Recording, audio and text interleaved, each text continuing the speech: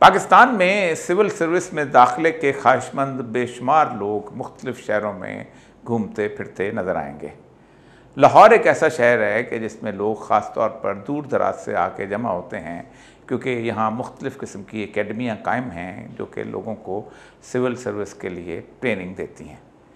लेकिन इनमें अक्सर ऐसी हैं कि जिनके बारे में कुछ कहा नहीं जा सकता। लेकिन मैं एक ऐसी एकेडमी के बारे में बताना चाहता हूँ कि जहाँ ख़ास तौर पर एक बहुत पुराने और सीजन किस्म के हमारे सीनियर ब्यूरोक्रेट हैं जो उसे चला रहे हैं, और उनके मशावरती कौंसिल में भी बहुत बड़े हमारे अफसरान और ख़ास तौर पर मेरे कलीग शामिल रहे हैं।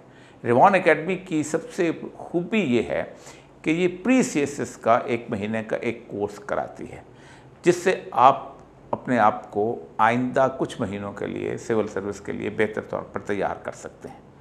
ये मुस्तकिल बोझ नहीं बनती तैयारी करने वालों के लिए।